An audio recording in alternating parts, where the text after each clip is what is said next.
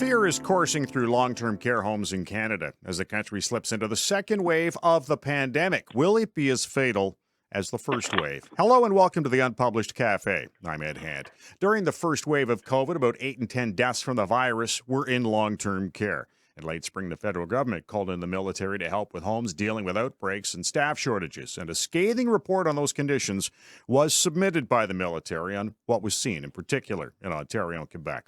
The province announced a bump up in pay for those workers who stayed in their jobs. And for many PSWs and staff, they are the lowest paid, yet face the most danger. In Ontario, long-term care is broken into three different types: nonprofit, municipally owned, and for-profit. And early numbers in the pandemic showed the for-profit homes saw more deaths than the other two. On top of that, there is little to no whistleblower protection for those workers, so they have to continue to work in unsafe conditions or take a chance on speaking up and being fired. And soon to be debated at Queen's Park, new legislation which would protect people and organizations from making an honest effort from legal action. Earlier this year, the provinces were presented with recommendations from the organization headed by Alan Cutler, whom, as a whistleblower, uncovered the sponsorship scandal. And Alan joins us now. And Alan, your proposal to the provinces and feds, I read it. Was there any reaction? None. We prepared a proposal. It was in May, and we used all our contacts as well as media. By the way, the media didn't seem to react too much either, but we used our contacts to get it into the various hands. I know it got into the Prime Minister's office, and Ontario and Alberta. We were working to get it into every provincial office about the need to have a provincial ombudsman or a neutral party, and the protection of these whistleblowers is critical to the well-being of our whole health and welfare system. You talk about an ombudsman. How would that office be set up? How would that work? Well, if it works, we have the provincial ombudsman in Ontario for a lot of various wrongdoings. But if they had the ombudsman's office set up as a neutral place to go, then anybody who has a whistleblowing problem, a problem with, and it could be a management of a healthcare, it could be the way that people are treated. It goes on and on, obviously. It's anything to deal with wrongdoing. And they would go to that office, which it wouldn't need many people, and basically put a report in that this needs investigating, and then that office would ensure an investigation takes place and publish the results publicly. It seems, at least in terms of long-term care in Ontario, you get different protection, at least for the workers, depending on where they work. For the nonprofit homes, they have whistleblower protection, but for-profit, there appears to be none. Actually, you're right and you're wrong. There is, because essentially there's no protection even at the not-for-profits. It's the not-for-profits work in a different culture environment that permits people to speak out, and that's part of being not-for-profit and that type of culture. But they have no legal protection. They could be nailed within a not-for-profit just as much as they could be nailed within a for-profit. Interesting. How would you characterize whistleblower protection in Canada right now? Nil. Right. Dismal. Equivalent to a third world country. Not very strong at all. I mean, it's really sad when you look at whistleblower protection, and that's right across the country. And that's federal as well as provincial and municipal. It just keeps going on. Everybody nowadays says, yes, we want whistleblowers. We want them to come forward. We want them to tell us when things are wrong until they come forward. Exactly. Now, I think one thing that perhaps politicians who seem to be a little reticent about this it really isn't inexpensive for taxpayers, because if you've got somebody blowing the whistle, then you're not dealing with a very, you're able to get that information out. You're able to whether it be lay charges or whatever. That's right, and it's got to be the most inexpensive way of addressing wrongdoing in the economy, in the healthcare, in anything, because essentially they let you know what's going wrong. So price gouging doesn't work in a good whistleblowing environment. And the U.S. is a prime example of the amount of money that they paid out, well over $1 billion to whistleblowers, because they have that act, and their internal revenue as a result got over $12 billion of more taxes collected. And this is just from one major whistleblower that I happen to know. It just to show you that whistleblowers are a tremendous value in terms of efficiency to the economy and making certain that we don't get gouged. We've all heard stories about the U.S. Army or the Canadian Army paying extraordinary amounts for a screwdriver because they're buying from a selected source. Well, good whistle, and we actually, I'll tell you, a few years back, we actually found a good case of this. And what happened was they suddenly pulled national security, and everything went under the security blanket, and we couldn't get any more information about it. But it was definitely with national defense. It was definitely huge markups. But we couldn't get the final definitive piece of proof because suddenly it was a national security issue. Alan Cutler is joining us on the Unpublished Cafe. He's president of the Anti-Corruption and Accountability Canada, as well as you would know him as the whistleblower for the sponsorship scandal. And, I understand processes are also a hindrance to whistleblowers. How so? Well, in particular, because the processes, the ones that are in place, state that you have to identify the problem to your employer. And in many, many cases, you identify the problem to your employer, but it's your employer who's doing the wrongdoing. So as soon as you identify it, you're isolated, you're hamstrung, your job is basically finished, you're blacklisted. I represent a number of those issues, by the way. But nevertheless, the point is that, and I'm thinking now of the virus. It's essential. I mean, we're looking at the numbers going up, and they're talking about how to prevent it. Well, public disclosure of where the problems are faster would be good. I mean, I hear, for example, we have to close the restaurants, and the next thing I hear is that they really haven't tied it to the restaurants. And I don't hear of anybody coming forward and saying, here's the proof. And that's what we need, are people who come in and say, here's where the problem is. And they know where the problem is. It's with a number of people who just said, we don't care and we're going out and we don't care if anybody's infected. But those people we need to encourage them, especially in the long-term care facilities. They have to be protected. They're trapped. Where are they going to go? They can't go out and around. Yeah, exactly. They're in that closed environment, and if the virus gets in, they're in trouble. So we've got to protect them. Alan, I want to thank you for joining us. Oh, anytime, Ed. I'm quite happy, but we've got to get these people where they can speak out and let us know where the problems are so we can fix them. Exactly. Alan Cutler is the president of Anti-Corruption and Accountability Canada, as well as the whistleblower in the sponsorship scandal.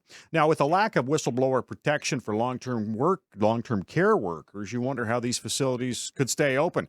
David Hutton's a senior fellow at the Center for Free Expression and the Whistleblowing Initiative at Ryerson University, and he joins us now. And David, you've said Canada has the international reputation of being the Titanic of whistleblower protection. How so?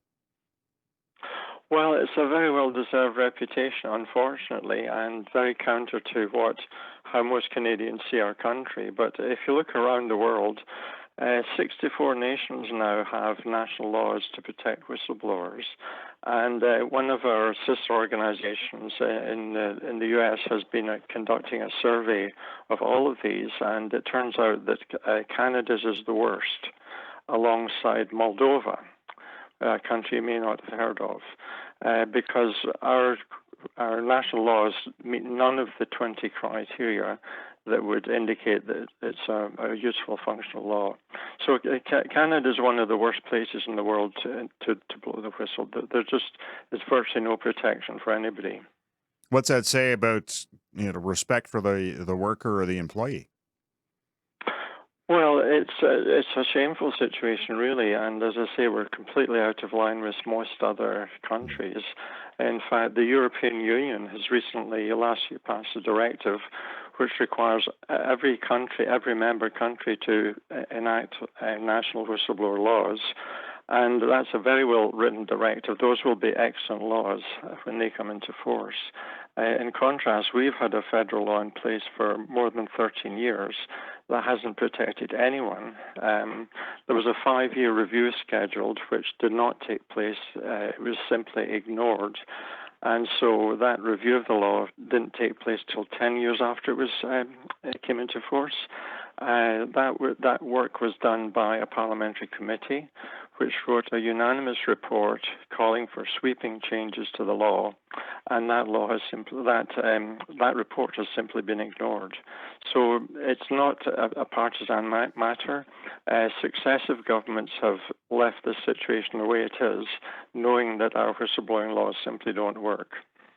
Now, and part of I guess, whatever we have for whistleblower law, Section 425 of the Criminal Code, which came in 2004, which is to punish employers who obviously, take revenge or retribution on whistleblowers.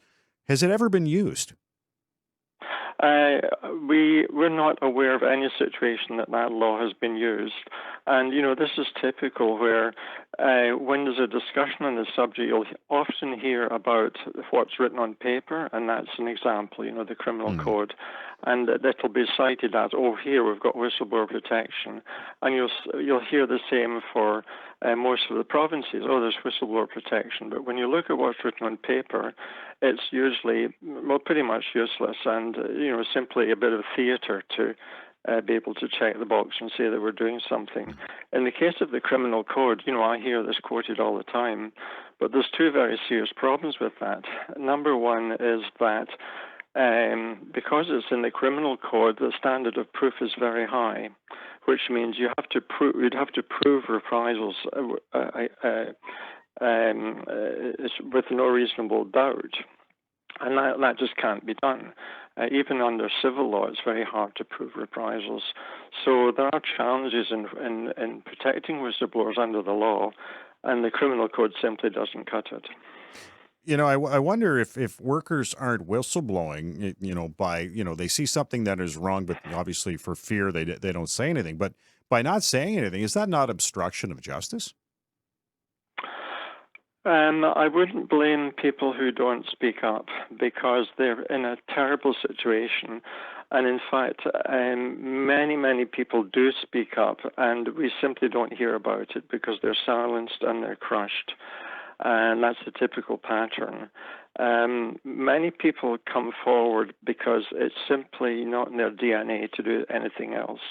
They see wrongdoing going on that's hurting other people. In the case of long-term care homes, we're talking about thousands of lives being lost across the country because of inadequate protection for both the caregivers and the patients. And so some people, their professional ethics, their own moral code, they will feel compelled to try and do something about that, and they'll come forward and they'll speak out. And they simply lose their jobs, and the organizations cover it up. And, there's inquiries going on now into what happened during the COVID pandemic, especially in the long-term care homes. And we're probably not going to hear the full truth from those because, again, people who testify to those inquiries are not protected, and they're going to suffer reprisals. So very few people are going to be prepared to come forward and tell the truth about what really happened. David Hutton is joining us on the Unpublished Cafe. He's Senior Fellow at the Center for Free Expression Whistleblowing Initiative of Ryerson University. And David, a robust whistleblower protection, it reflects ethics, does it not? Oh, absolutely. And it should never be a crime to report a crime. That's the sort of basic idea. And yet, in Canada, whistleblowing is criminalized in all kinds of ways. And therefore, employers can come after a whistleblower by accusing them of violating their duty of loyalty, of stealing information that's confidential. The list just goes on and on. And so it's really outrageous that in a country that has such a positive self-image, we think we're the good guys, that we should have such a really Kafkaesque kind of 1984 system of silencing employees. Can you take us through the whistleblowing process? Is it a long, drawn-out one? Well, typically, it's a life-changing experience for the whistleblower, and they don't really realize what they're getting into usually, because most people, especially Canadians, we're trained to believe that the government's on our side and that we're a well-managed and well-governed country. People come forward thinking there may be some risk, but, I'm telling the truth here, and this is an important matter. So if I just get it to the right person, then we'll see some action and the wrongdoing will be resolved. But what actually happens is that they're just strung along, they're identified as troublemakers, and things start to go wrong with them in their jobs. They find they're being accused of all sorts of things that they've done wrong falsely. They're squeezed out of their jobs usually. The employer's aim is to render them unemployable in their profession, so they'll try and get them blacklisted. They'll often end up in the court system or before a tribunal or something like that, and find themselves in a situation where the law and the courts and the tribunals are stacked against them, and they're having huge legal expenses to try and cover their costs. So, you imagine the strain of this, the mental strain, the isolation, colleagues being terrified to even be seen with them. It's a very mentally draining situation. And on top of that, you have the loss of the job, the loss of income.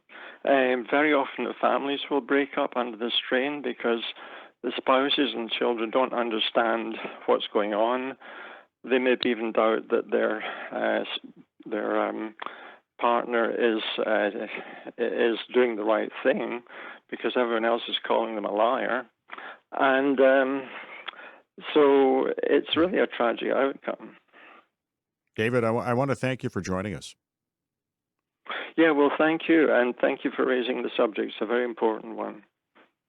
David Hutton's a Senior Fellow at the Center for Free Expression Whistleblowing Initiative of Ryerson University. And that leads to our unpublished .vote question. Should all employees of long-term care in Canada have whistleblower protection? Yes, no, or unsure? You can log on and vote right now at unpublished.vote and have your voice heard. I want to thank Alan Cutler, President of Anti-Corruption and Accountability Canada, and David Hutton, Senior Fellow at the Center for Free Expression Whistleblowing Initiative of Ryerson University. And I want to thank you for listening to the Unpublished Cafe. Stay safe. I'm Ed Hand.